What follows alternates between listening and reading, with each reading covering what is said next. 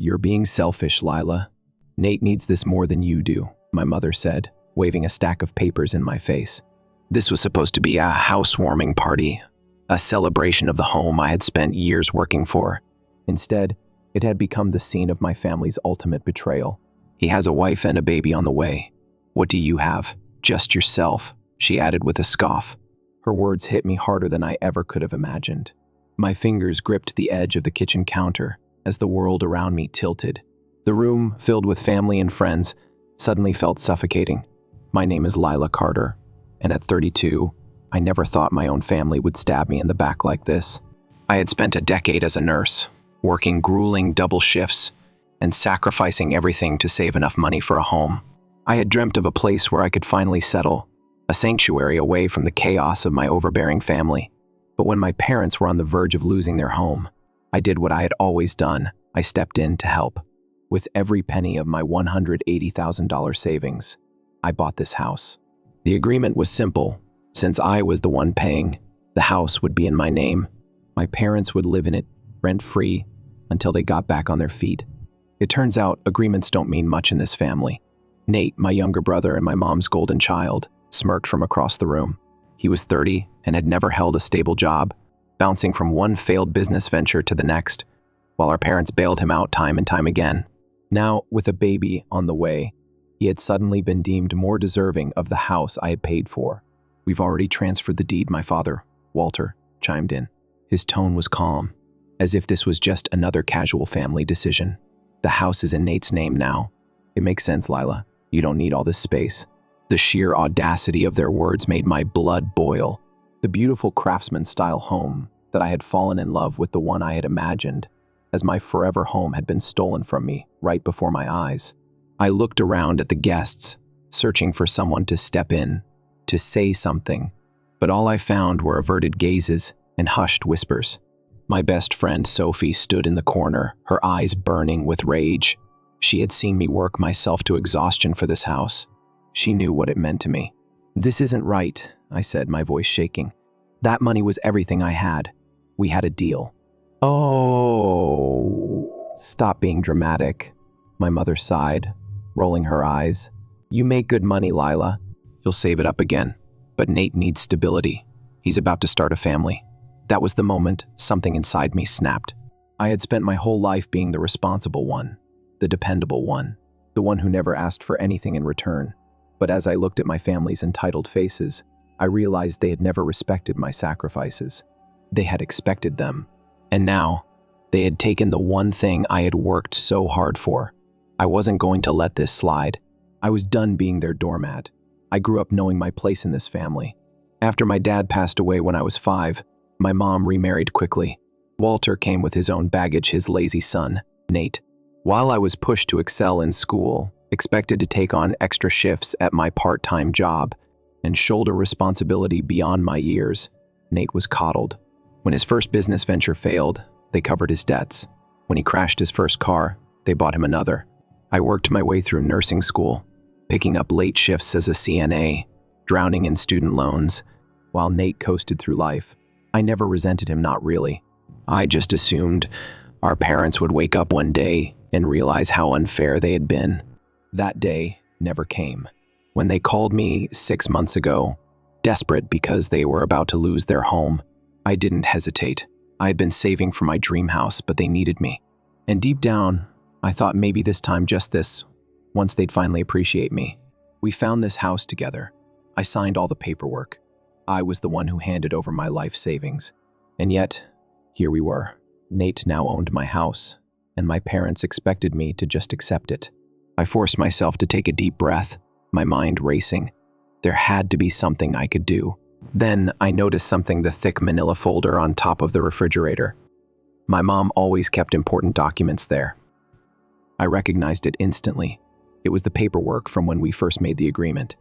As everyone focused on Nate and his grand plans for his house, I quietly slipped the folder into my bag. I need some air, I muttered to Sophie, making my way to the backyard. Outside, with shaking hands, I flipped through the pages, and then I found it. The original agreement. My name, my signature. Everything proving that this house was mine. And then something even more damning, a letter from a lawyer dated 2 weeks ago. A warning. It stated that transferring the deed without my consent could be considered fraud. I felt the anger in my chest crystallize into something sharper, more dangerous. Just then my phone buzzed. A text from my mother. "Stop sulking outside. Come back in and be happy for your brother." I stared at the message, my pulse hammering. No, they had no idea what they had just started. I quickly texted Sophie's brother, Daniel, who worked as a real estate attorney. "Are you free tomorrow? I need legal help." His response was immediate. "Sophie just told me everything. Come to my office at 9 a.m. Bring all the paperwork you have." I clenched my jaw and turned back toward the house, where my mother, Walter, and Nate stood together, laughing. I walked in, and they looked up at me, expecting to see defeat. Instead, I smiled. "Thank you," I said, my voice eerily calm. They exchanged confused glances.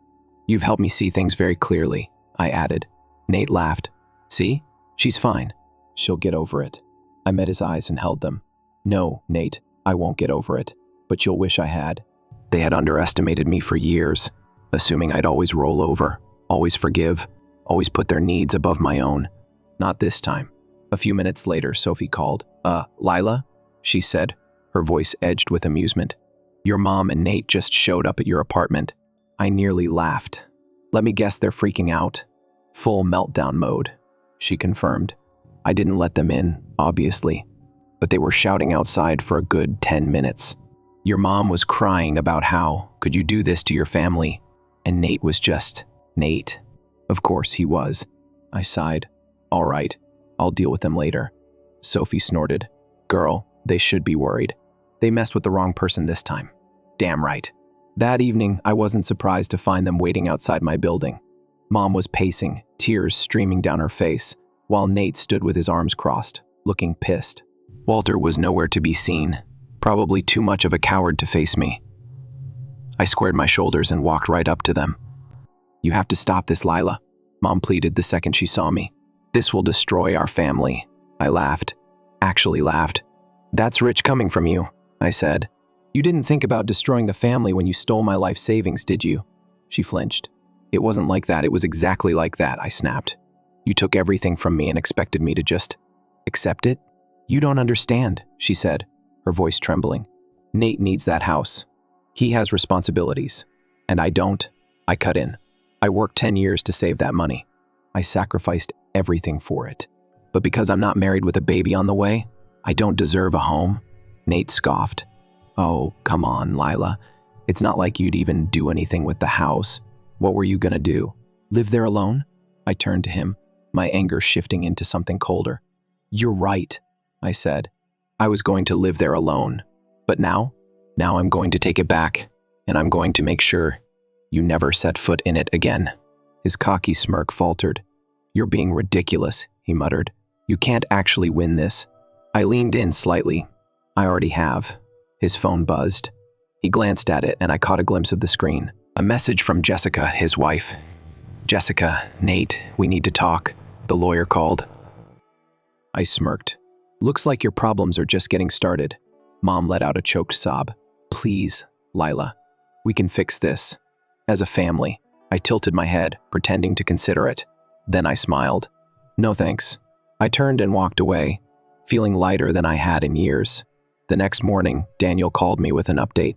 "They're screwed," he said bluntly. "The judge granted the injunction, which means they can't touch the house.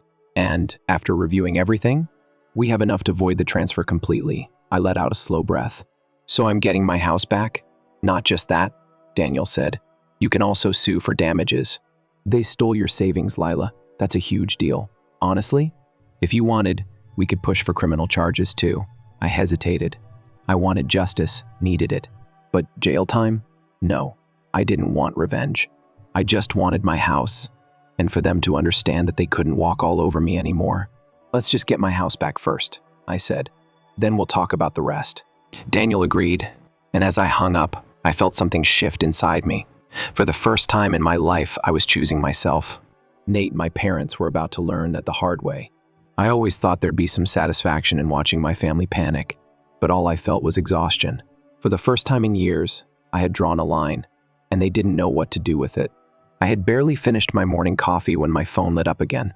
Mom, 1 new voicemail, Nate, 2 missed calls, 3 texts, Lila, seriously, let's be adults about this. I don't know why you're making this a legal thing. You can't just ruin our lives over a stupid house. I almost laughed. They hadn't cared about ruining my life when they stole it from me. I deleted the messages without responding. Later that day, I met Daniel at his office again. He was leaning back in his chair, an amused look on his face. They're panicking, he said, flipping through some papers. Their lawyer reached out. Your parents are trying to settle before this gets worse for them. I raised an eyebrow. Define worse. Well, he said, placing a document in front of me. Turns out, they did forge your signature on some of the paperwork. If we wanted, we could press charges. I blinked. Forgery. They had literally broken the law to cut me out of my own house. They're lucky I'm not out for revenge, I muttered. Daniel smirked. Are you sure about that? I thought about it for a second. Revenge wasn't the goal, but I was going to make sure they never pulled something like this again. So what's the deal? I asked. They're willing to transfer the house back, Daniel said. But they want something in return. I rolled my eyes. Of course they do. What? They want you to agree not to sue for financial damages. I let out a slow breath. They were trying to protect themselves. Honestly, I didn't care about the money at this point. I just wanted my house. Fine, I said. But I want one more thing. Daniel raised an eyebrow. Oh? I want them to admit what they did. In writing. I wasn't going to let them rewrite history. No misunderstandings. No poor Nate needed help excuses. They were going to sign a legal statement admitting they had stolen from me. Daniel grinned. Savage. I love it. That evening, I got a call from Jessica, Nate's wife. At first, I almost didn't answer. But curiosity got the better of me. Jessica? I said cautiously. Lila, I don't know what to do, she blurted out. Did you know Nate took out credit cards in my name? I froze. What? She let out a shaky breath. I just found out. He maxed them out, and now I'm in debt. I don't even know how to fix this. My stomach twisted. I had known Nate was irresponsible, but this was straight up fraud. I'm so sorry, I said, and I meant it. Have you talked to a lawyer? Not yet, she admitted. I didn't know who else to call. I sighed. You need to get legal help, I told her. This isn't something you can just let go. She sniffled. Yeah, I guess I wanted to warn you. Nate's losing it. He's blaming you for everything. Says you're trying to destroy his life. I nearly dropped my phone. He was the one who stole from me. He was the one who committed fraud. And somehow, I was the villain. Unbelievable. Jessica, listen to me, I said, my voice firm. None of this is your fault. And if Nate tries anything at all, you call me. Got it? She exhaled shakily. Got it. The next morning, I met my family at Daniel's office to sign the settlement agreement. Mom looked like she had aged 10 years overnight. Walter wouldn't even look at me. And Nate? He was fuming. As we sat down, Daniel slid the documents across the table. This agreement states that the house will be transferred back to Lila immediately, he said smoothly. Additionally, the Carters acknowledge that the original transfer was fraudulent. Mom sniffled, dabbing at her eyes. Do we really have to? Yes, I cut in. You do. She let out a shaky sigh and picked up the pen. One by one, they signed. When it was Nate's turn, he hesitated, glaring at me. You think this makes you better than us? He muttered.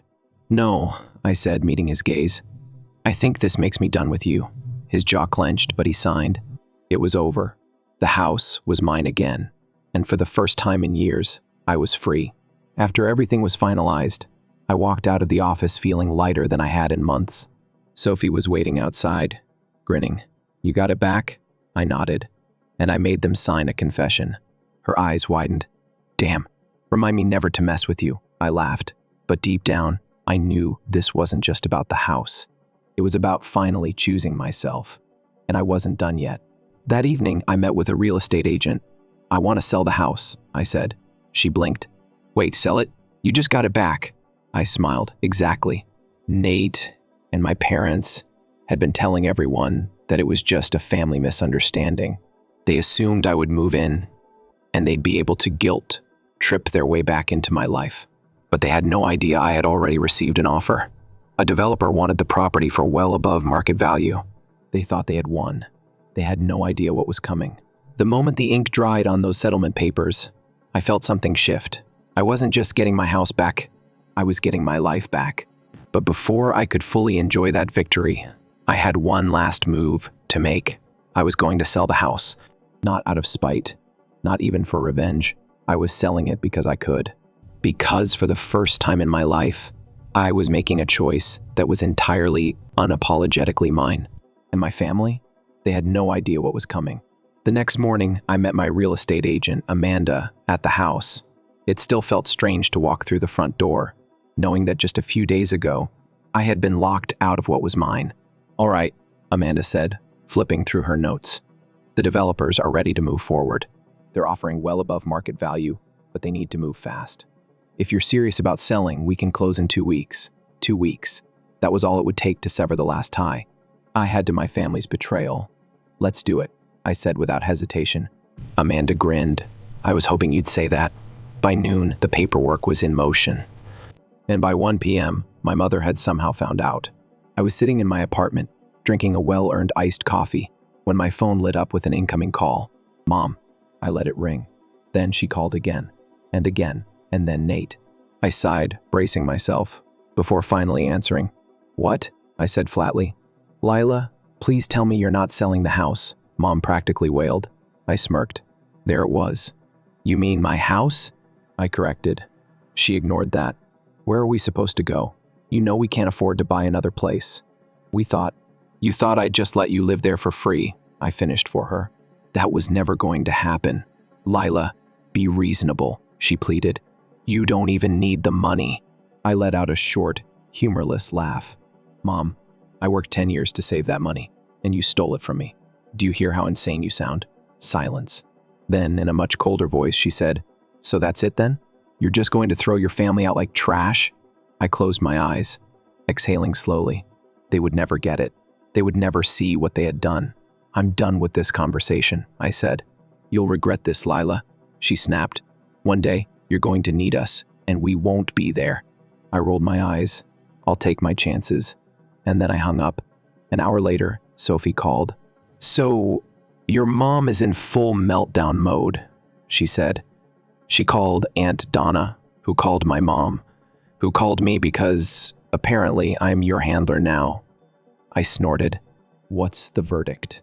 "Your family is telling everyone that you're heartless and abandoning them in their time of need." Of course, they were. "They're also claiming this was all just a big misunderstanding," Sophie continued, "that you overreacted and are ruining Nate's life for no reason." I rolled my eyes so hard I nearly saw the inside of my skull. "They really think they can spin this, huh?" "Oh, definitely," she said. "But the thing is, people aren't buying it." I blinked. "Wait, what?" Sophie laughed. "Lila, everyone knows the truth now. That settlement they signed, the one where they admitted to fraud, it's been floating around. Aunt Donna saw it. So did Uncle Henry. And now, the whole family knows exactly what they did to you." I sat back, processing that.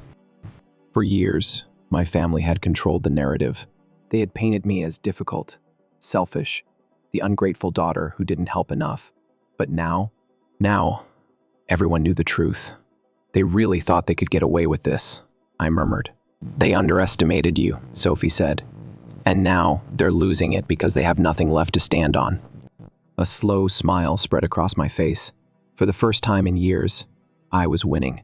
Over the next few days, the fallout was spectacular. Mom kept calling, alternating between guilt-tripping and furious rants. Walter remained silent, as he always did when things got hard. And Nate? Nate was unraveling.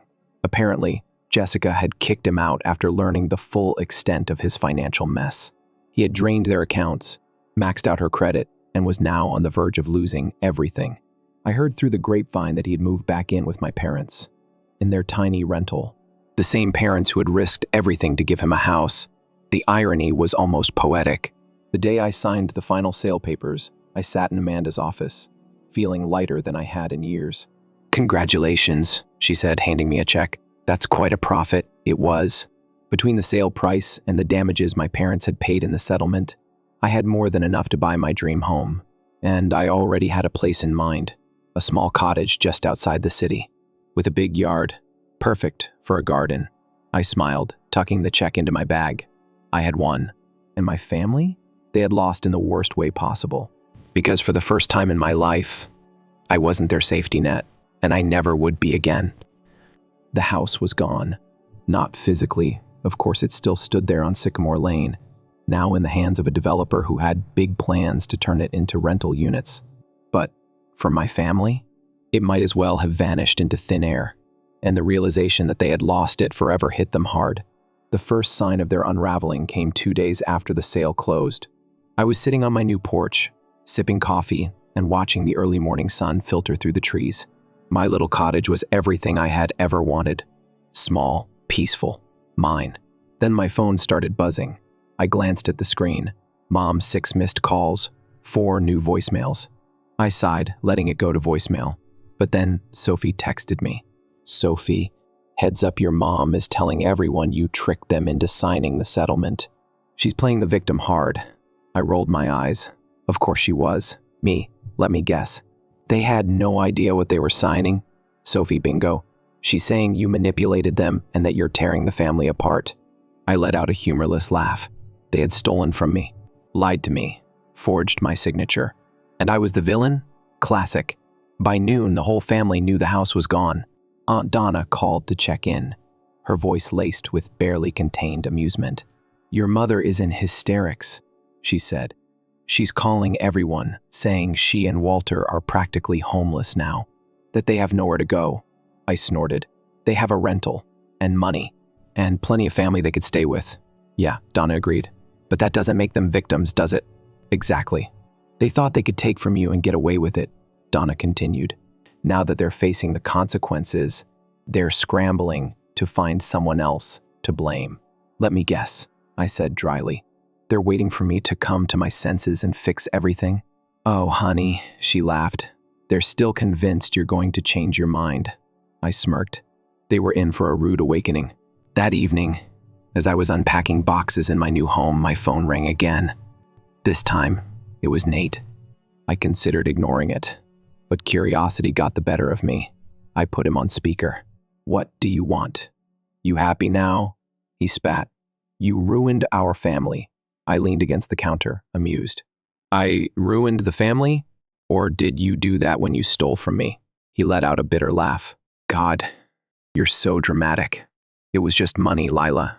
You act like we committed some huge crime. You did commit a crime, I said. Multiple, actually. Fraud, forgery, theft. Should I keep going? Silence. Jessica left me, he finally muttered. I arched an eyebrow. Oh, and that's my fault? She says I'm just like Mom, he admitted, his voice unusually quiet. That I expect people to clean up my messes. I didn't respond. Because honestly, that was exactly what he was. And maybe for the first time in his life, he was starting to realize it. You got what you wanted, he said after a moment. We're screwed. Are you happy? I exhaled slowly. I'm not happy that you're struggling, Nate, I said honestly. But I am happy that I'm not the one paying the price for your mistakes anymore. His breath hitched, like he hadn't expected me to say that. For a split second, I thought he might actually apologize. But then he scoffed. Whatever, he muttered. You'll regret this someday. And then he hung up. I stared at my phone for a long time before shaking my head and going back to unpacking. I wouldn't regret this. Not now. Not ever. A week later, I got a surprise visitor. Jessica. She showed up at my cottage, looking exhausted but determined. Hey, she said awkwardly when I opened the door. Hey, I echoed, stepping aside to let her in. She glanced around, taking in the cozy space, the soft earth tones, the plants by the window, the half-unpacked boxes. This is nice, she said. Really peaceful. It is, I agreed. She hesitated before finally blurting out, I wanted to say I'm sorry. I frowned. For what? For not believing you? She admitted. For thinking you were overreacting. I thought Nate just made a dumb mistake, but now I see it wasn't a mistake at all. He knew what he was doing. I exhaled. Yeah, he did. She ran a hand through her hair. I feel like an idiot. I trusted him. I let him ruin my credit, lie to me, use me. And the whole time, I defended him. I softened a little. You're not an idiot, Jessica. You just wanted to believe the best in someone you loved. She let out a bitter laugh. Sound familiar? I smiled faintly. Yeah, it did sound familiar. Jessica looked down, twisting her fingers together. I left him. I wasn't surprised. I got a lawyer, she continued, and I wanted to thank you for telling me to. I don't know where I'd be if I hadn't. I nodded. I'm glad you got out. For a long moment, she just stood there, like she wasn't sure what to say next. Then she reached into her purse and pulled out an envelope. I know you don't owe me anything, she said, pressing it into my hands, but I wanted to return this to you. I opened it and froze. Inside was a check for $5,000. Jessica, I can't. You can, she interrupted. Nate stole from you, and I enabled it. I know this doesn't fix anything, but it's something. I swallowed the lump in my throat. Jessica was one of the only people who had benefited from my family's schemes, and she was the only one taking responsibility. I tucked the check into my pocket. Thank you, I said softly. She gave me a small, sad smile. Don't let them pull you back in, Lila, she said. They don't deserve you. And then she left. That night, I sat on my porch, watching the fireflies flicker in the yard. My phone was next to me, buzzing occasionally with messages from family members, but I ignored them all. For the first time in years, I wasn't consumed by guilt or obligation. I was free. And my family, they were finally learning what it meant to stand on their own. 6 months. That's how long it had been since I took back what was mine, since I walked away from my family's manipulation and finally put myself first. And in those 6 months, my life had completely transformed. I woke up to the sound of birds chirping outside my window. The morning sun filtered through the curtains, casting a golden glow over my little cottage. I stretched, feeling a peace I had never known in my old life. The house was finally mine, not just in the legal sense, but in the way that mattered. The walls were painted in soft, earthy tones. The bookshelves were filled with novels I actually had time to read now. My kitchen was cozy, always smelling of fresh coffee and something sweet baking in the oven. And outside was my garden.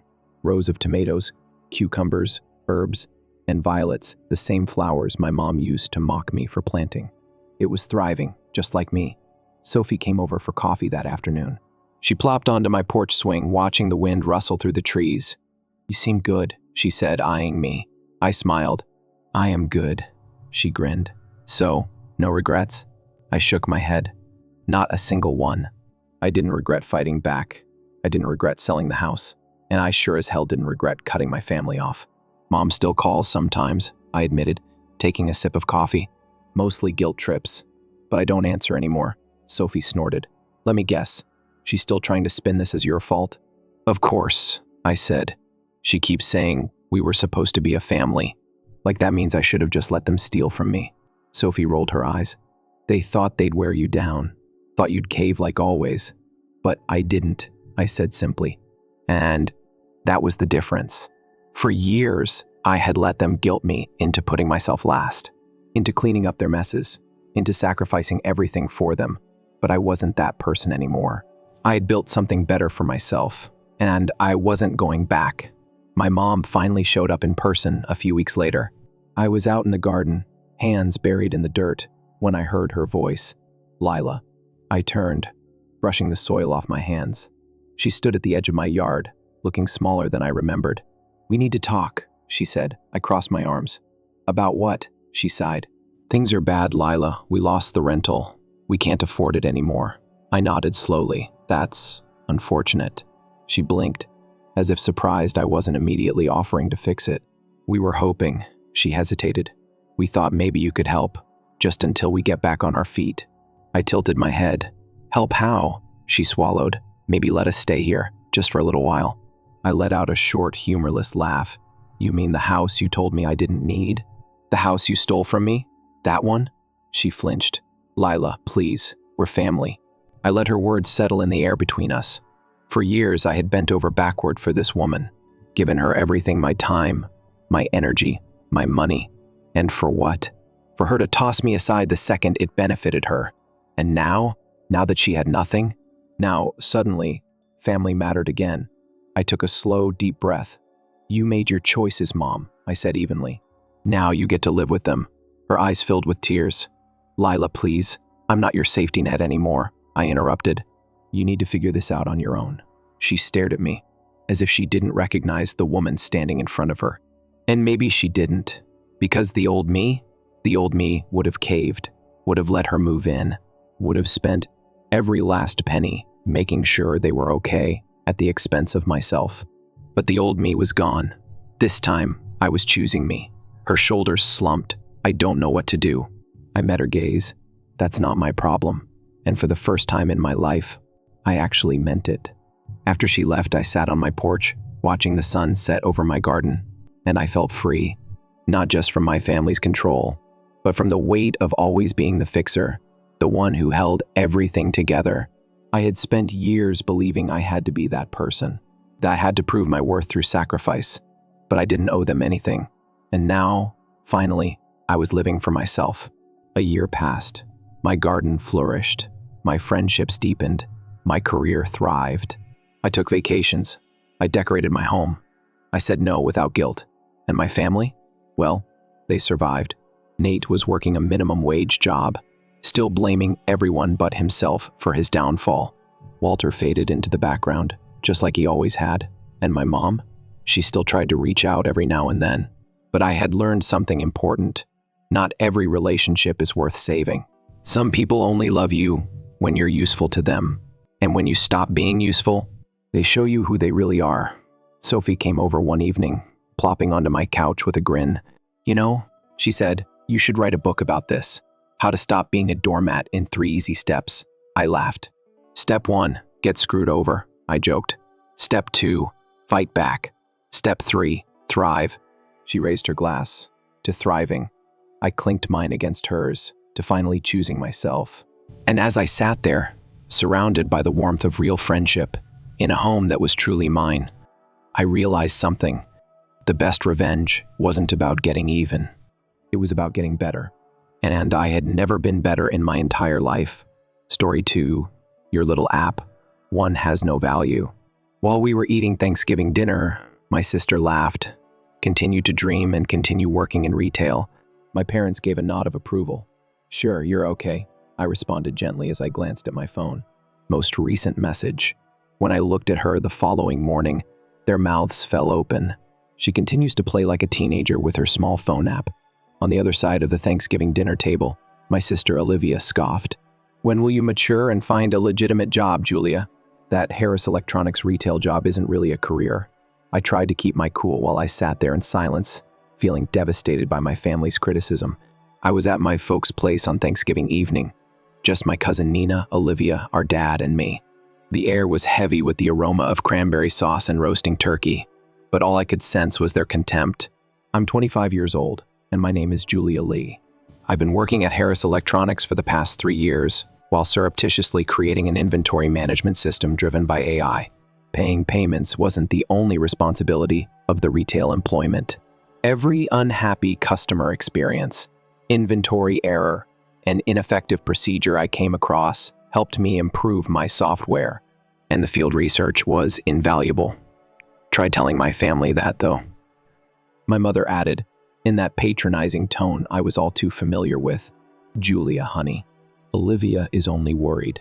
Take a look at her. At the age of 28, she is already a senior marketing professional. All we care about is what's best for you. I tried not to smile as I read the most recent email from Apple's development team and took another look at my phone. They wanted to set up a final meeting after being pleased with my prototype, but I remained silent. I had long since realized that telling my family about my goals would only lead to ridicule. Most likely, she's simply playing games once more. Olivia chuckled, grabbing a second supper roll. Do you recall last year when she mentioned learning to code? As if someone who could barely pass basic arithmetic could create something valuable. My dad gave a nod of approval. In any case, my dear, technology is a young man's game. Why not ask Olivia to help you land a good marketing job? I inhaled deeply, put my phone in my pocket, and feigned a grin. You're correct. Most likely, I'm just wasting my time. Even though the falsehoods were unpleasant, I told myself that things will be different tomorrow. The appointed time for the meeting with Apple officials was 9 in the morning, sharp. From the other side of the table, Nina glanced at me and winked subtly. Her unspoken support was crucial since she was the only one who truly understood what was happening. As my family continued their Thanksgiving meal, smiling and conversing as like they hadn't just dashed my hopes, I turned to look at them. The well-known pain in my chest brought back memories of all the times they disregarded my goals. Long before I started working on my software, the pattern was established. I was always the odd one out when I was growing up in Albuquerque. As Olivia thrived in social settings and brought home flawless report cards, I was enthralled with computers and technology and would spend endless hours in my room. Through online classes and several late-night debugging sessions, I was learning, developing, and teaching myself to code what my father called concealing. Do you recall Julia's attempt to create that website for Mom's book club? Olivia's words interrupted my train of thought. That was a catastrophe. What? They were unaware that my first significant coding project had been catastrophe. Even though it was awkward and had a flawed design, I learned a lot about database administration and user interface design that I used to my software later. My father said, "At least she's trustworthy at the store," as though that were the greatest compliment I could receive. She is consistently on time, according to the management. I wish they were aware of that. One of the first people to endorse my app was my boss, Alice. She had personally witnessed how my technology could improve customer service, forecast sales trends, and manage inventories. She informed me last week that you're tackling genuine problems here, Julia. Nobody should be able to convince you otherwise. Nina gripped my hand as she reached beneath the table. When I showed her the prototype 3 months ago, she saw its potential right away. She muttered, low enough now that only I could hear, "They'll see eventually." As soon as my mother began to clear the dishes, I got up to assist Olivia. "Give us more details about your recent promotion," she replied with a proud smile. "Yesterday, your father and I were just discussing it with the neighbors. I remember all the evenings I spent working on my app after long retail jobs, fueled by coffee and willpower, as I bring dishes to the kitchen. Though they might learn about Olivia's advancement, the neighbors would read about my triumph in the morning news the next day.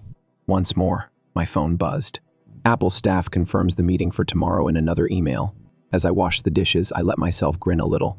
Allow people to believe that I was only a store employee with irrational aspirations. Tomorrow at this time, everything would be different. I needed some alone time after supper, so I went back to my old bedroom. The room was just how I had left it. The desk where I had written my first lines of code was still occupied by my old PC. From the living room, I could hear the voices of my family, their laughing interspersed with sporadic calls for me. A SMS notification appeared as I opened my laptop to go over the presentation for the meeting tomorrow. It came from Nathan, a former classmate of mine who is currently employed at the corporate headquarters of Harris Electronics. My blood ran cold after reading what I did. "You must know something, Julia. Last week, Olivia stopped by the office. She asked a lot of questions concerning your work routine and your app. Although I found it odd, as I read the rest of his message, my hands began to shake. Olivia had apparently been researching my project since she was concerned about her sister's professional decisions. She had attempted to gain access to my work computer as well. My thoughts were interrupted by a gentle rap on the door. Nina was the one. "Hello, are you all right? After supper, you were gone in a flash." With a worried expression on her face, she sat next to me on the bed. Olivia attempted to eavesdrop on my endeavor. My voice broke a little. "She visited my place of employment." "Nina, why would she do that?" Nina's face grew serious. "Since she is aware, she thinks you're on to something huge, but she may not know the specifics. Earlier, I heard her conversing with your mother. She is concerned that you may look foolish if you show a non-professional software to real businesses." All of a sudden, the parts came together. My parents' harsher criticism of my professional decisions, Olivia's scathing remarks throughout dinner, and their persistent attempts to influence me to pursue a career in marketing. They weren't only brushing my dreams aside, they were deliberately working to prevent me from being successful. "Take a look at this." Taking out her phone, Nina remarked. She shared me a picture from Olivia's workplace on Instagram, with the message, "Time to help my little sister find her path. Tough love may sometimes be the finest kind. First, family." My chest tightened at the disdain in those remarks. They believed they were protecting me from myself because of all the late nights I had spent honing my code, user testing, and debugging. I was viewed by my own family as a mere store employee with grandiose illusions. It still amazes me that I was going to inform them about tomorrow's Apple meeting, I whispered softly as I shut off my laptop. In fact, I was planning to tell them about my achievement. Nina gave me a shoulder squeeze. Then keep everyone else from knowing about it. Letting people's preconceptions backfire is sometimes the finest kind of retaliation. She was correct. They would find out tomorrow, but not from me. Silence may sometimes be more powerful than words. That night, I hardly slept at all. I can't stop thinking about Olivia's treachery and the meeting tomorrow. With the intention of leaving before everyone else woke up, I stealthily packed my laptop and presentation materials around 6 in the morning. However, I heard noises coming from the kitchen as I slipped down the stairs. "Mom, I'm telling you, we must end this right away." Olivia's early morning voice was piercing. "Keep quiet. This app stuff is going to make Julia seem foolish." I observed the work she is doing at Harris Electronics. It's merely simple inventory management. Nothing noteworthy. My heart was racing as I froze on the steps. How did she find out about my project? At the patent office, I chatted with my friend. Olivia went on. "Julia is not shown as having filed anything. Her life cannot be wasted on this dream." My mom let out a sigh. Perhaps we should give Apple's Human Resources Department a call and let them know that she might not be what they were hoping for. Somehow, Olivia's plotting didn't hurt as much as my mother's sincere worry in her voice. They genuinely believed that they were shielding me from myself. I made my presence known by entering the kitchen. "You don't have to be concerned about making phone calls." My voice was more steady than I felt as I spoke. "I am capable of making my own professional decisions." Startled by my appearance, they leaped.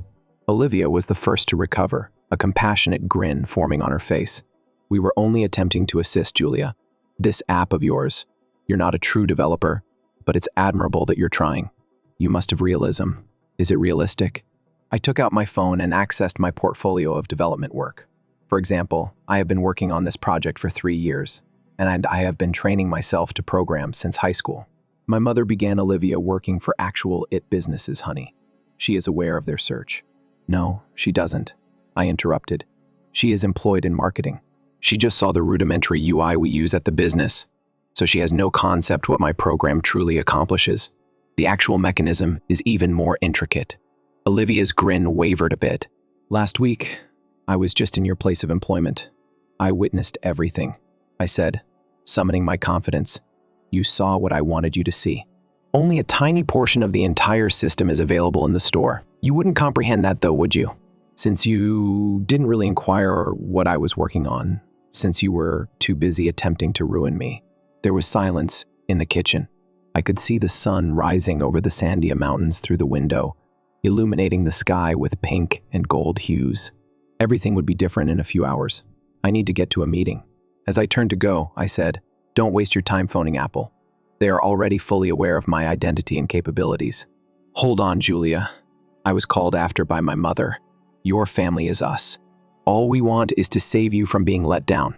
I stopped at the entrance, reflecting on all the evenings I had devoted to coding, the lectures I had studied, the test runs, and the bug fixes I had made. They had never tried to look past their own preconceptions, so they had no clue what I was capable of. Those who believe they are defending you are often only defending their own idea of who you ought to be, I added gently. Then I left them standing in the kitchen and went out. The clear, chilly morning air was full of possibilities. I wasn't going to allow anyone get in my way because I had a meeting to attend. The lobby of the Apple headquarters was daunting. Everything is made of polished steel and glass. My phone was constantly vibrating with text from my family while I waited for my meeting. I paid them all no attention. Nina's, that is. They're going crazy. Olivia has spent the entire morning making calls in an attempt to ascertain the true situation. My shop manager, Alice, was waiting for me on the executive floor after I rode in a modern elevator. I stopped when I recognized her face in this strange environment. She smiled and said, "Surprise. I was only a store manager. Did you really think that?" I've spent the last year assessing new technologies and real-world scenarios as Apple's head of retail innovation. My thoughts were racing with all the times Alice had asked about the features of my app and made ideas for it. Professional appraisal had been what I had assumed to be friendly attention. "Last week, your sister visited the business," Alice went on, her face growing solemn. "She claimed to be your business partner and attempted to view your development files. When that failed, she suggested you could have taken the idea from her marketing company." I could feel my face getting thinner. "What is she?" "Don't be concerned," Alice said me. "Security video of her efforts to get access to your computer is available to us. Additionally, ever since I first saw your prototype 6 months ago, we have been recording your development process. The statements made by your sister are not credible." When we walked in, the conference room was already packed with executives. Despite my pounding heart, I steadied my hand and took out my laptop. It was my time. "Good morning to all," I said. "I've been working on an AI-powered inventory system that does more than just monitor things for the last 3 years. It anticipates consumer behavior, optimizes supply networks, and adjusts to market fluctuations in real time." I could see their eyes brighten with curiosity as I explained the technique. Unlike anything else on the market, the AI was able to forecast inventory needs based on social media trends, local events, and weather patterns. According to the chief technology officer, this is outstanding. Why test it in a little electronics store, though? I grinned since the actual issues are in retail. I learned what employees and consumers truly need by working on the sales floor, not what management believe they need. As the presentation went on, I could feel their conviction growing with each feature I showed. There was stillness for a time after I finished. Finally, the CTO added, "We would like to make you an offer. We want you to join us as Deputy Director of Retail Innovation, not simply for the system." I was working with Alice, and I gasped as he scrawled the number on the whiteboard. It exceeded the annual income of my whole family. Alice added one more item. "By the next quarter, we hope to have your system up and running at every Apple store and partner retailer. Tomorrow morning, the announcement is made public." My family's shop was a franchise of Harris Electronics, one of the partner stores. My system, which they deemed unnecessary, would have to be used. My phone buzzed once more while I was signing the introductory papers. Nina sent a message. "Olivia is really freaked out. She just learned that Apple is her company's largest customer. Additionally, tomorrow, they will announce a significant retail technology purchase. She fears that her marketing contracts may be impacted." I forced a grin and put my phone aside. Nothing could be more imminent than tomorrow. I was looking over the last acquisition documents back in my hotel room that night when my phone started ringing. Olivia had allegedly learned that a huge announcement from Apple was causing her marketing agency to halt its latest project, which was a total retail technology upgrade for its clients. "We need to discuss, Julia." Go over her message. "This is a severe matter. Give me a call, please." My phone rang just as I was ready to switch it off. Alice was the one. She responded, "I just wanted to warn you. Your sister's company has been attempting to obtain information on the announcement that will take place tomorrow. She is asserting that she must safeguard the interests of her family. I've already had to block 3 of her calls." I rubbed my temples and moaned. "Her marketing commitments are most likely causing her anxiety." "It goes beyond that." Alice paused. "Julia, she has been claiming to have contributed to the creation of your system. Claims that she supplied the fundamental marketing ideas that enabled it to succeed." I balled my hands into fists. Olivia was still attempting to claim credit for my efforts. My imagination flashed over a lifetime of being overshadowed by her. Each success faded. Every dream was ridiculed. Alice went on, "There's something else you should know. It's not just any Harry's electronics store, your parents' store. It's one of their best performing sites in the Southwest, based on our records. Because of their success, they have been preventing smaller franchisees from establishing in the region." I was taken aback by the realization. They fired me from my retail job all those times.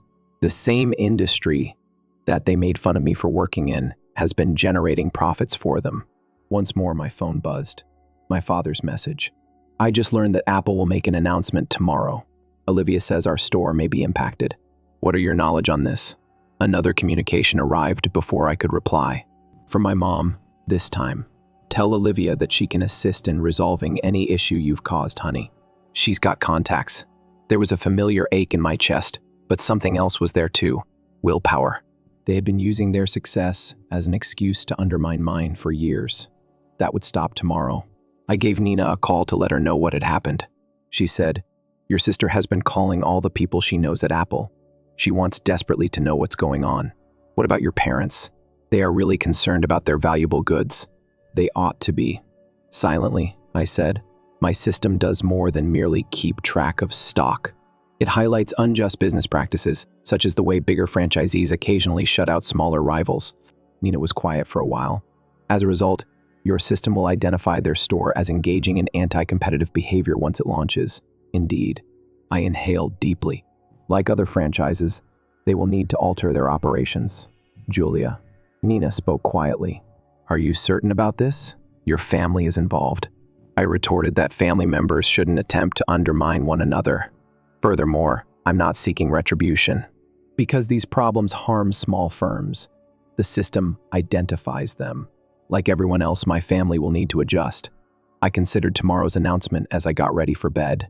My family would find out about my accomplishment through a public reveal that would upend their cozy environment rather than a private discussion. Karma can occasionally manifest as a software update. I sat in Apple's press conference room on the morning of the announcement, watching the event's live feed on many screens. The CEO was explaining how retail management will be transformed by the new AI technology. Among the Harris Electronics franchise owners who were participating digitally, I could see the surprised expressions on my family's faces. The CEO went on to say that Julia Lee, our new Deputy Director of Retail Innovation, spent 3 years honing this creative method while working in retail. My family's responses were flawlessly caught in the video stream of the franchise meeting. My mom's coffee cup fell out of her grasp. Olivia and my father's faces were devoid of color. As she became aware of the ramifications, her countenance changed from bewilderment to dread. The CEO continued by outlining how the approach will guarantee equitable business practices for all franchises. I observed my parents exchanging anxious looks, undoubtedly considering their soon-to-be exposed methods of controlling their area. Olivia's message flashed on my phone. Now you must put an end to this. What impact will this have on Mom and Dad's business, do you know? To my contracts for marketing? I didn't respond. Alice resumed the presentation by going over the features of the system. This will be the required management system for all Harris Electronics locations starting next week, she said. There are no exceptions. I recalled all the times they had made fun of my small app and advised me to stick to retail. Retail would now remain with them in unexpected ways because I had stayed with it. My family's meticulously planned life started to fall apart in the days that followed the revelation. The Harris Electronics shop was reported for a number of anti-competitive behaviors there, necessitating an immediate overhaul of their business strategy. As her clients moved to firms that had knowledge with the new retail management system, Olivia's marketing company lost a number of significant contracts. My mother sent me a long email that was filled with conflicting feelings, anxiety for their company and future, regret from discounting my skills, and a frantic need for assistance. Dad made 2 phone calls and left voicemails that changed from irate charges to sincere regrets. As expected, Olivia attempted a different strategy. She arrived at Apple's headquarters and claimed to have important information concerning the creation of the system. After Alice presented the recorded proof of her prior attempts to undermine my work, security footage showed her being gently but forcibly taken away. Nina came to see me in my new office, which now has a breathtaking view of Albuquerque's downtown. What is the sensation? She pointed to my nameplate and asked. Julia Lee, Retail Innovation Deputy Director. Gazing out at the distant Sandia Mountains, I acknowledged that it was surreal. However, that's correct. My parents sent me another message on my buzzing phone, asking if we could get together to talk about assisting them with the switch to the new system. I put the phone face down on my desk and turned my attention to the future. Getting even isn't always the greatest form of retaliation. It's about letting others deal with the fallout from underestimating you and moving on. Story 3. My cousins informed me that I wasn't related enough to attend the will reading after my Richard's death. I just responded, "Let's see how the story develops," with a smile. They were in for an incredible surprise. It wasn't during a holiday or celebration that I first felt like an outsider in my own family. It happened at the burial of my dear Aunt Lillian, standing by alone under the huge oak tree that shaded her coffin. In sharp contrast to my basic outfit from the charity store, I observed my cousins gathered together in beautiful black dresses and suits. I've been attempting to fit in with a family that views riches as a need for survival for the past 31 years. My name is Callie. The irony? The only person who ever gave me a sense of belonging was Aunt Lillian. Look who made the decision to attend. As Camilla approached Queen with Derek behind her like well-trained show dogs, her voice broke the solemn atmosphere. I'm shocked that you were able to take a break from your small, charitable endeavor. I forced a courteous grin and straightened my back. It is a refuge for women. There, Aunt Lillian and Camilla also volunteered. Please. Derek adjusted his Italian silk tie and sneered. Aunt Lillian would never enter a place like that. She had expectations. I kept the memories of Aunt Lillian discreetly collecting donations and counseling survivors of abuse to myself. She had consistently requested that I keep her volunteer work confidential, out of the reach of her critical kids. Quinn checked her phone and informed that the attorneys were waiting. It is time for us to go to the reading. I moved forward a step. I was stopped by the sharply manicured hand of Camilla. Didn't someone tell you that the reading is solely for your personal family? Honey, my family is my direct relatives. Heat sprang to my cheeks as I objected. My mother's sister was named Aunt Lillian. Yes, however, we are all aware of Aunt Lillian's feelings over your lineage. Derek grinned. You were always the bad guy, weren't you? Queen at least had the grace to appear uneasy. Simply put, the attorney was rather explicit about who was expected to be present. We would rather not take up anyone's time. With a piercing smile, Camilla continued. What, after all, could Aunt Lillian give to someone who works as a soup server for the homeless? I saw them go. These pricey sneakers are clicking against the graveyard walkway. An old woman who had been standing close by came over to me. Her kind gaze grew worried. Unavoidably, I overheard. Softly, she said, "My name is Margaret. Lillian and I were co-workers at the country club. It's good to meet you." I swallowed the knot in my throat as best I could. You were frequently mentioned by your aunt. To my surprise, Margaret went on, the effort you did at the shelter made her very proud. Said that only you knew what was truly important in life. The director of the shelter, Chelsea, texted me before I could reply. I urgently need you in the center. Important Lillian news.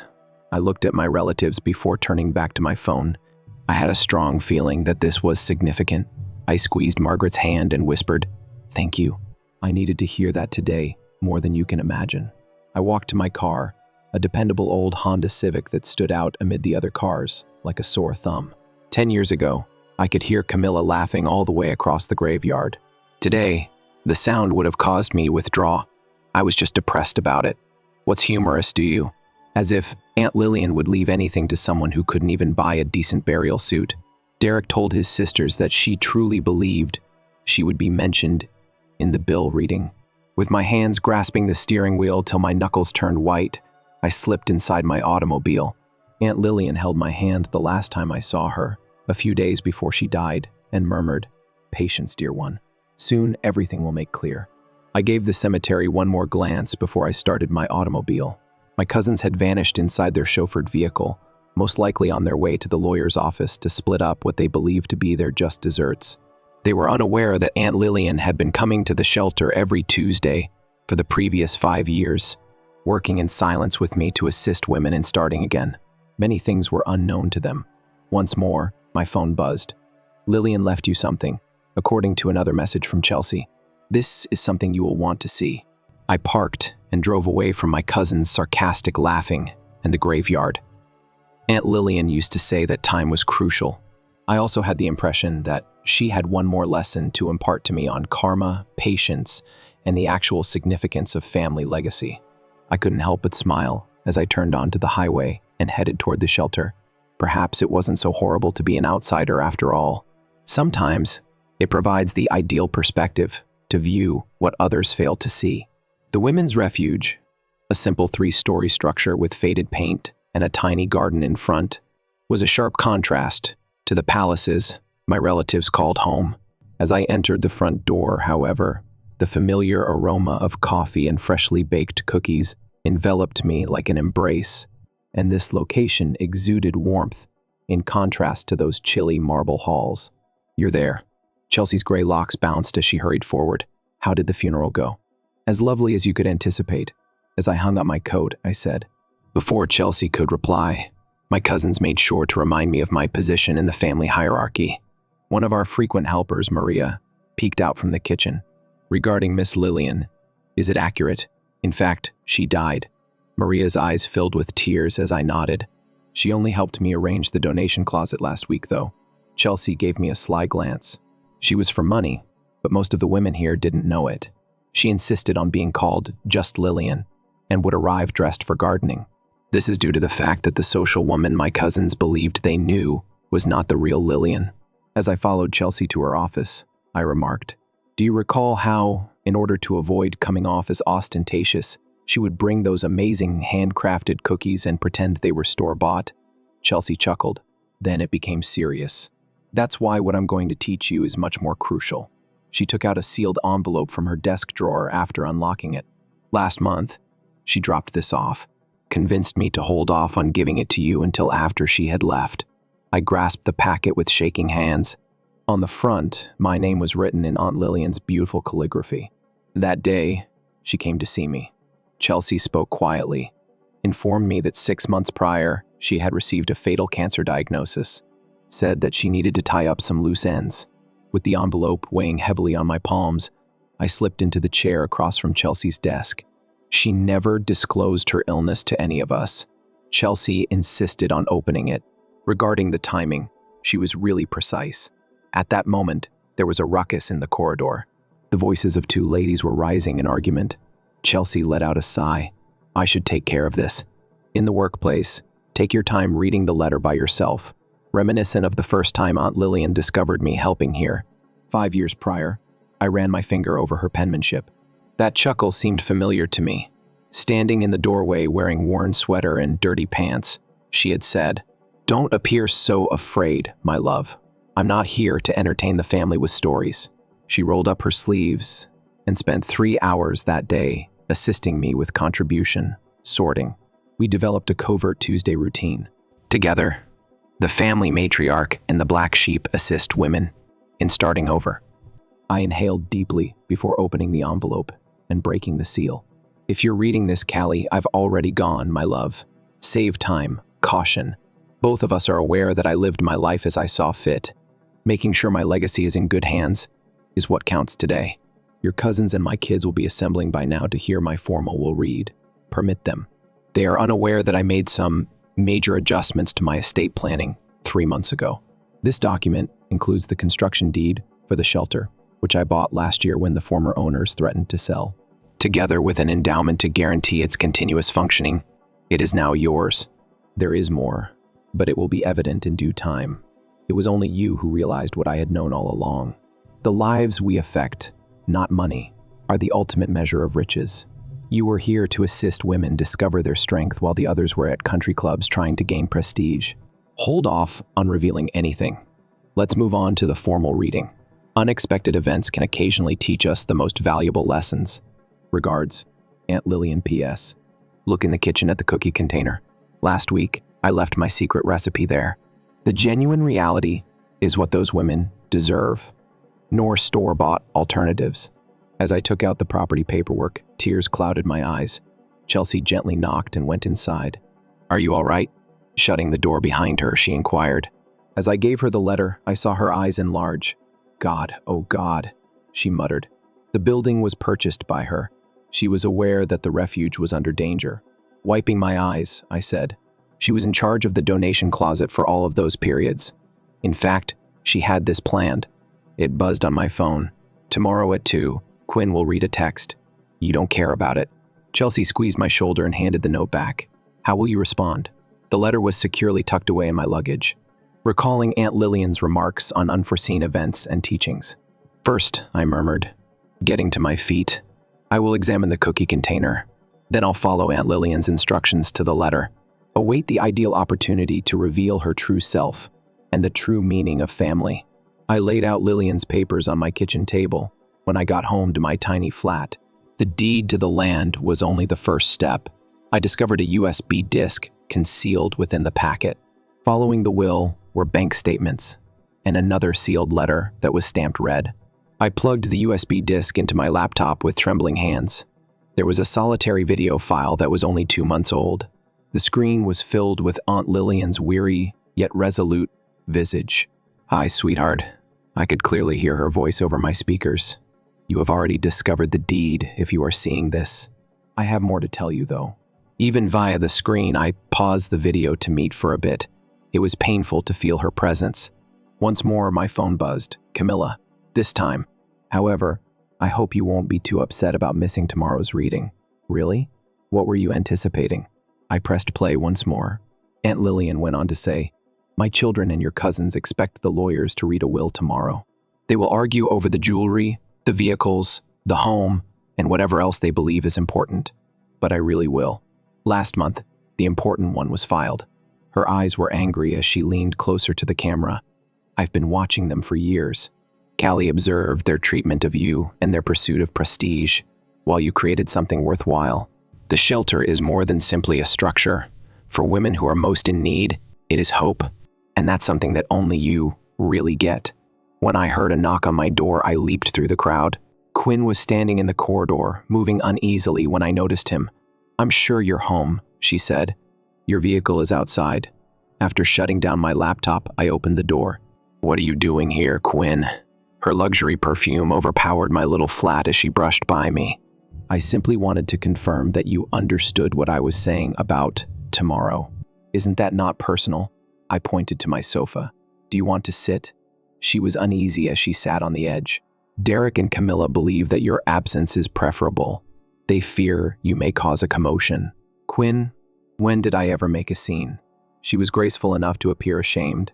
As everyone knows, Aunt Lillian changed in her latter years, began behaving strangely while helping out at the shelter.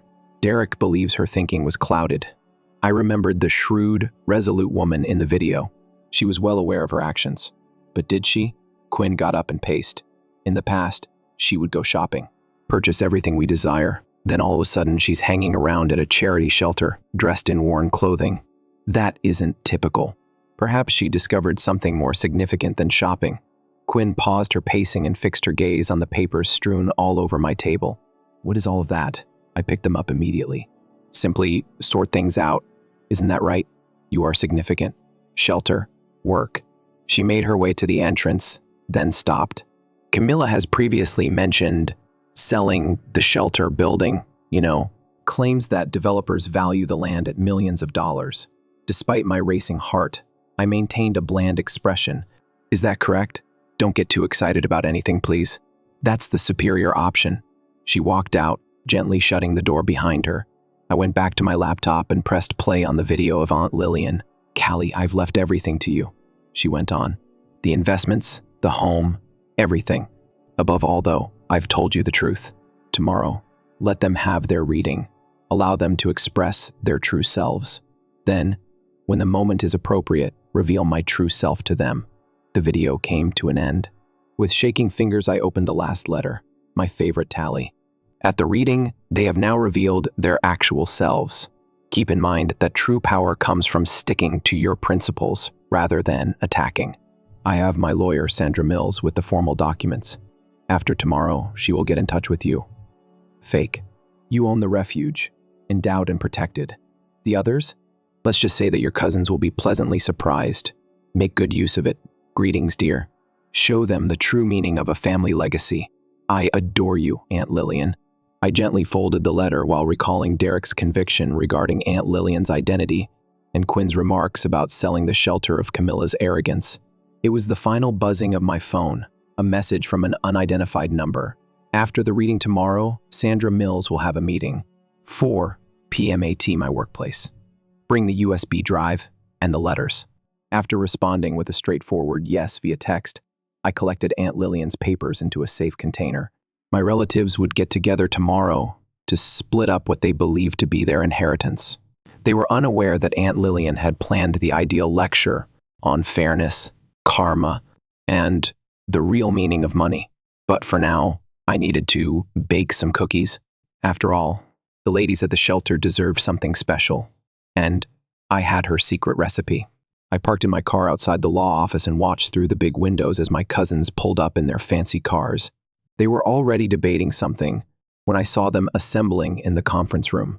I could read Camilla's enthusiastic motions even from this distance.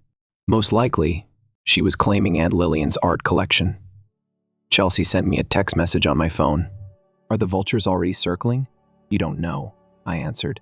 Then included a picture of Derek banging on the conference table in a theatrical manner. I needed to watch this unfold, but I wasn't intended to be here. I got a great view of the concert from the parking lot around the corner. Mr. Patterson, the attorney, came into the room holding a tiny folder, the will they anticipated. My phone rang. Is Sandra Mills observing? Without introducing herself, she requested, from my vehicle. They will soon begin. Excellent. Remain there.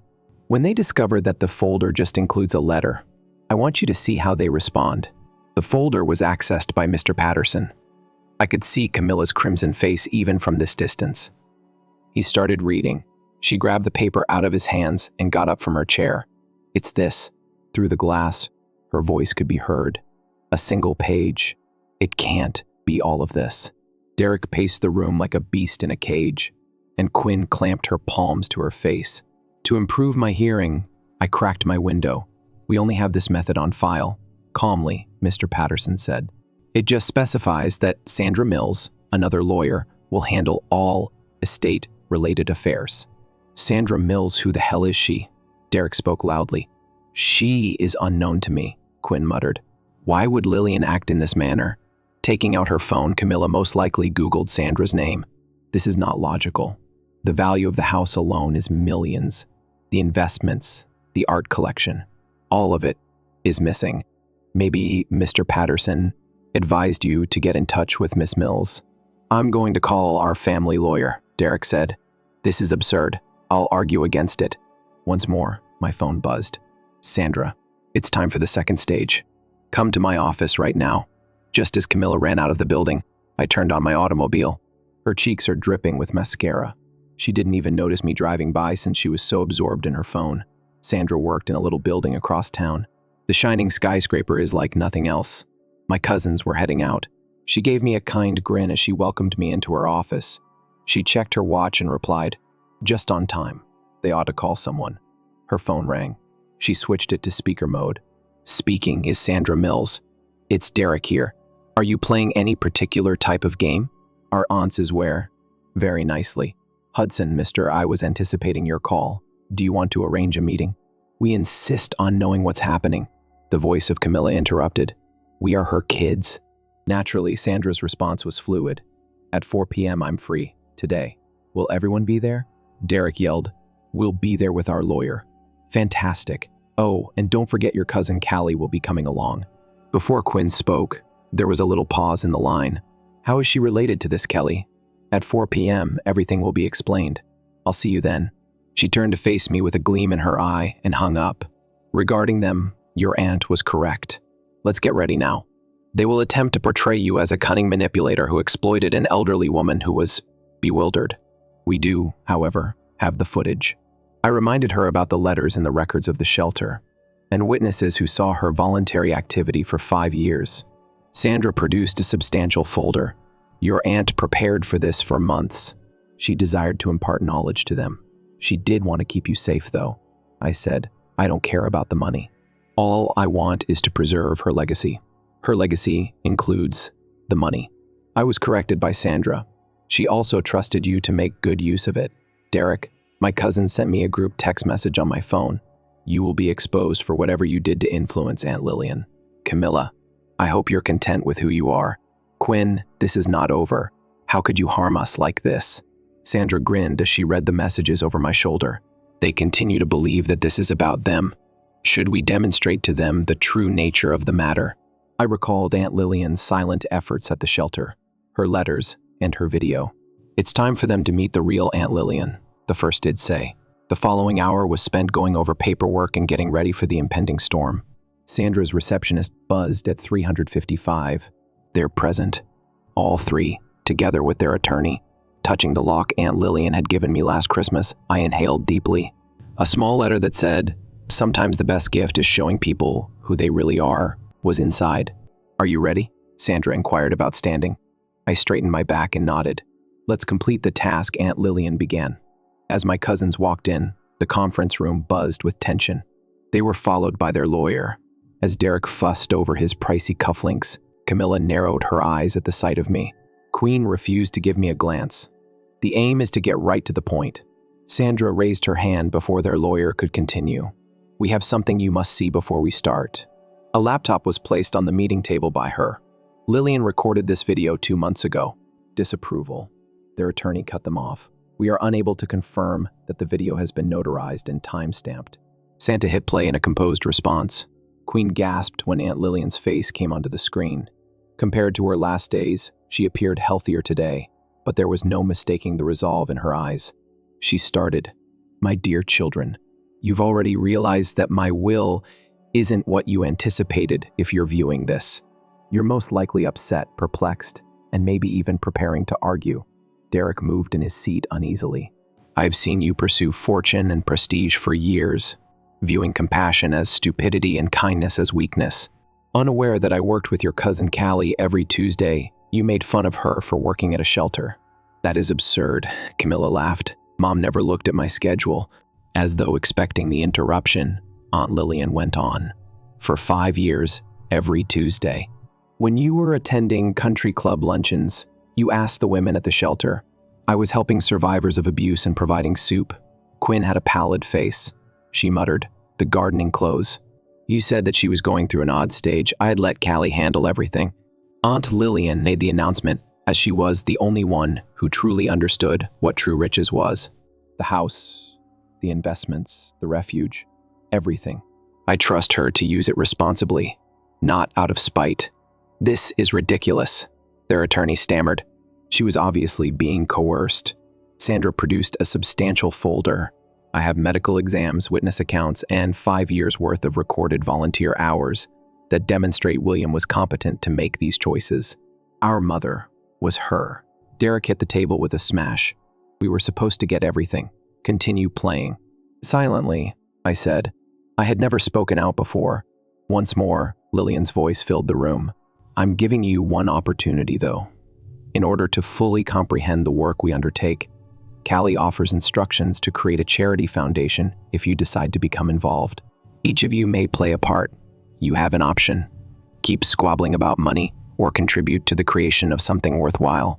The video came to an end. The room was silent. "You are to blame for this." With her mascara spilling once again, Camilla gestured toward me. "She turned against us because of you." "Did I?" I took out my phone and looked through the pictures. Last Christmas, Aunt Lillian was serving supper at the shelter. She is assisting a woman who has fled her abuser in moving into her first apartment. Here, she is instructing survivors in a financial literacy course. Quinn reached for the phone and, with shaking hands, flipped through the photos. "What kept her from telling us? Would you have paid attention?" Gently, I inquired. "Or would you have carried out your current course of action?" "Let's say she was manipulated. The will is unchangeable," Sandra said. "You can challenge it, but you will lose and be in court for years while the foundation's work goes on without you." Derek got to his feet suddenly. "This is ridiculous. Hurry up, we're heading out." Quinn, however, remained seated and continued to gaze at my phone. "Wait," she said. "I would want to see the shelter." "Quinn," Camilla gave a hiss. "Avoid being duped by this. What do you fall for?" Quinn's tone faltered. "Mom lived a life we had no idea about for 5 years. Are you not curious as to why? Tomorrow at 10 a.m. is the foundation meeting, right? At the shelter," Sandra said. "Attendance is open to anybody interested in learning more about Lillian's legacy." Derek reached for his jacket from his suit. "It's not over yet. Hurry up." "Quinn." My phone was returned to me by the Quinn. It was the first time her eyes met mine. "Tomorrow, I'll be there. Are you choose her instead of us?" A cry erupted in Camilla's voice. "No." Quinn got to his feet. "I've decided to learn the truth about my mother. Upon their departure." Sandra looked across at me. "Your aunt's prediction came true. Quinn would be the first to comprehend," she claimed. I nodded, recalling my phone's most recent picture. While laughing in the shelter's kitchen, Aunt Lillian and I were coated in flour from making cookies. The actual her, the one they didn't know. "Tomorrow is the foundation meeting. Do you suppose any of them will arrive?" I asked. Sandra collected her documents. "Just in case your aunt advised you to prepare the cookies." Generally, she was correct on these matters. Grinning, I caressed the locket once again. "I'd best start baking then. After all, I have a recipe." I put Lillian's cookies on a tray in the shelter's meeting room at 9:55 the following morning. Chelsea looked anxiously at the door as she assisted me in setting up the seats. "Are you certain about this?" she inquired. "They may arrive with a horde of attorneys after yesterday. After that, we'll also give the attorneys cookies," I said. We made dozens of images of Aunt Lillian at the shelter assisting ladies in rebuilding their lives while adjusting the photo display. At precisely 10 in the morning, Quinn entered by himself. She swapped jeans and a basic sweater for her go-to designer ensemble. She had red eyes, like if she had been sobbing. With an uncomfortable gesture, she held out a carrier and stated, "I brought coffee." Mom was constantly holding a coffee cup in the pictures, I recalled. "Extra cream with French vanilla." Chelsea grinned. Her favorite was that. I was unaware of that. Quinn put down the cup and muttered, "I had no knowledge." The door opened again before I could reply. Camilla was uneasy as she stood there wearing 4-inch heels. She declared, "This doesn't mean I accept any of this. All I'm here to do is safeguard our interests. Eat a cookie." I extended the plate in an offer. "A recipe from Aunt Lillian." Camilla began to decline, then stopped. "Hold on, they are. She made these Christmas cookies. She claimed to be too busy to continue creating it, so she quit years ago. Every week, she brought them here. The women sought something that tasted like home, according to Chelsea." Camilla took a cookie with shaking hands and slipped into a chair. With a coffee in hand, Quinn sat next to her. Quinn murmured softly, "Derek isn't coming. In order to challenge the will, he is consulting with attorneys." I pulled up Aunt Lillian's volunteer log, which she had kept every Tuesday for 5 years, and said, "Let me show you something. Even when she was ill, she never missed a day." "Feeling ill?" Camilla jerked her head up. "Sick? What do you mean?" Once more, the door opened, and Maria and a few other shelter occupants entered. "Is it accurate?" "Regarding Miss Lillian abandoning everything to the shelter," Maria inquired.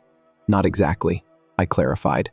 "Her whole estate was bequeathed to a foundation that would help the shelter grow and provide more services. She assisted me in earning my GED. One woman stood up and gave me weekly tutoring for months. I learned how to budget from her. I also needed assistance opening my first bank account." Quinn was sobbing aloud. "Why hadn't she told us now, since you wouldn't have comprehended?" From the doorway came a voice that was recognizable. We all turned to see the country club employee Margaret from the funeral. I kept her secret for her. Before arriving here, she changed in my office. "However, why?" Camilla insisted. "We are her kids. She had the option to inform us. Do you recall when I first began helping out here?" Gently, I inquired. "I was knocked down by you all. It was a waste of time," I said. "Said that I was making the family seem bad. We were mistaken," Quinn muttered. Camilla got to her feet suddenly. "This is absurd. Our mother was her. She ought to have given us all she owned. Not a charity case. Do you believe this to be that?"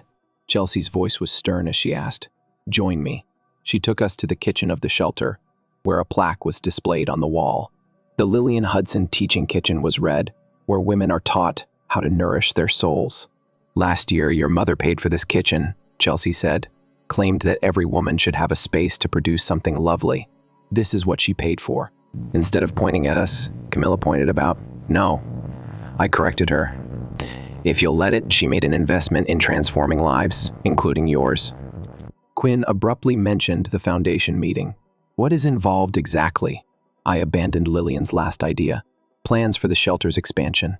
Constructing a child care facility. Establishing programs for employment training. Her goal was for it to become a family tradition, but a different kind than you're used to," I said. Quinn stated forcefully, "I want in. I want to know her true identity." Camilla's gaze was fixed on the cookie she was holding. The women flocked around us after that. Lillian impacted women whose lives aren't hers. She actually visited us once a week. Softly, she inquired. Maria gave a nod. It was the highlight of her week, rain or shine. It buzzed on Camilla's phone. "Derek, most likely, with the attorney's updates." Without looking, she put a stop to it. She said, "Show me everything. Show me what she did here at last." I grinned as I met Chelsea's gaze.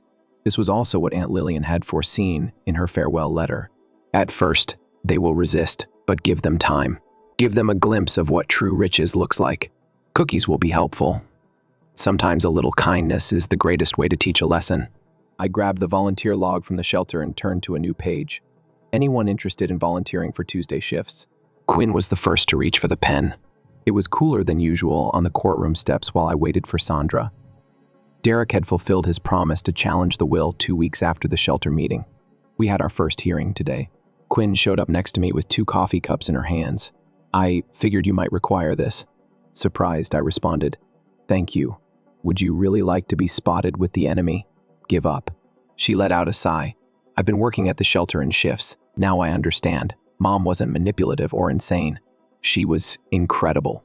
When Camilla's Mercedes arrived, she changed out of her typically ostentatious outfit and into a basic black suit. Derek and the attorneys are already inside. He is unhappy about testifying on your behalf. Sandra and her colleagues showed there with boxes of evidence before I could reply. All set. The courtroom was full.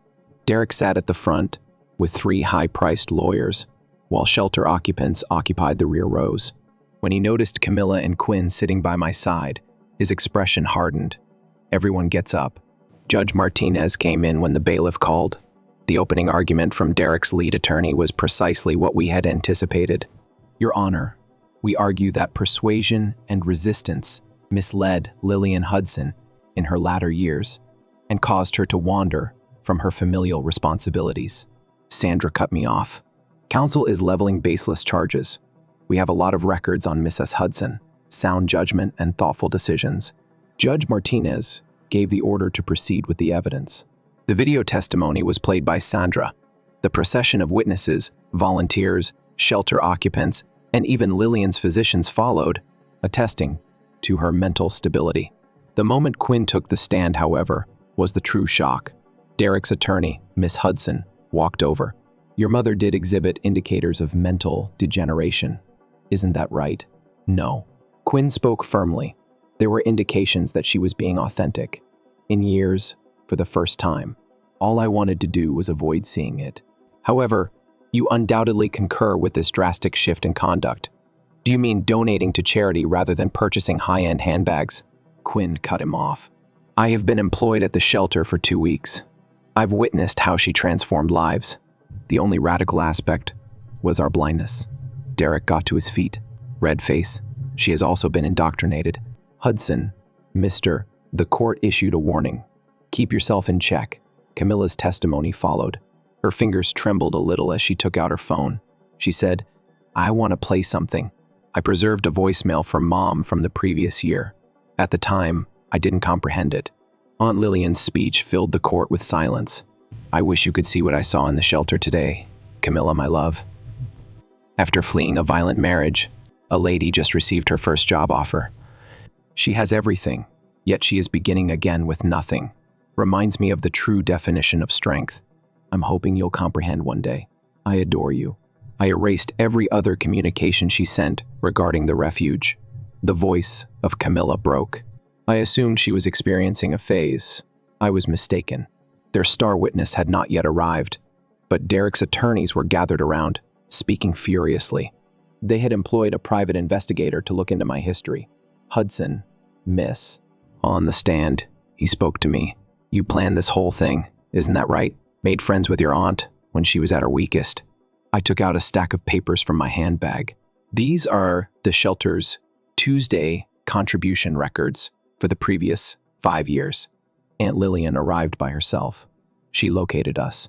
This is the route she took. I have surveillance footage, but I never asked her for anything.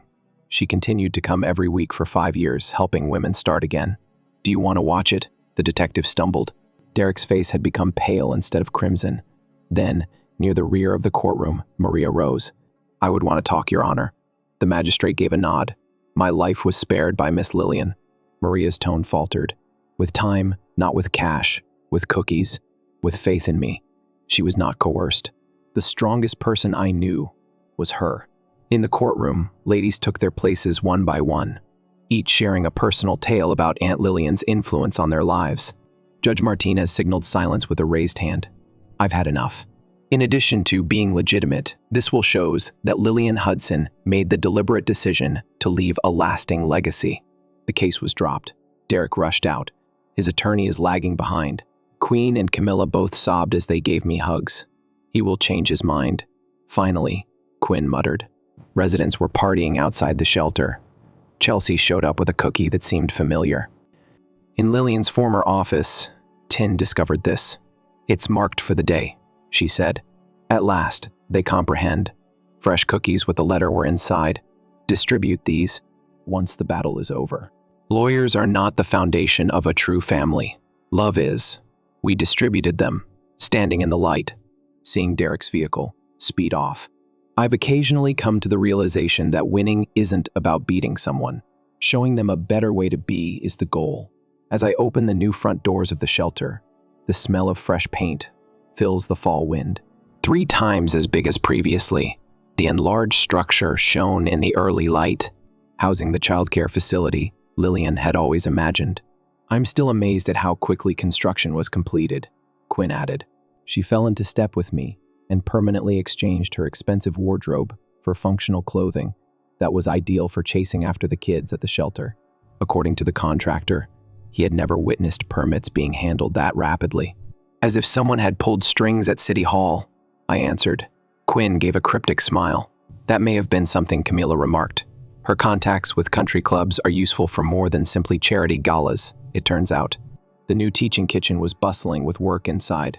With her sleeves rolled up, Camila stood at the middle island, educating 5 people in a cookery lesson.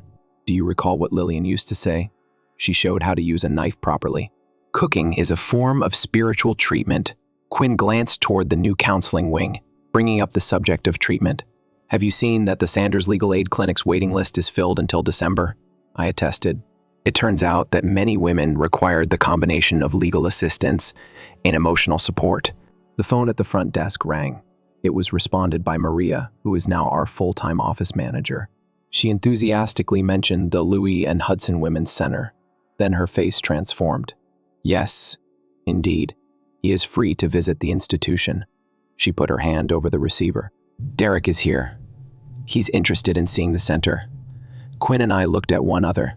Since the court case 3 months ago, we hadn't heard from our brother. Tell him to come right now. I made up my mind. All of us are present. 20 minutes later, Derek entered the room wearing casual attire rather than his typical suit, which made him appear uneasy. He surveyed the airy, light-filled room and said, "This is different than I expected. Come see it all." Quinn put his arm around hers. Let's start with Mom's favorite location.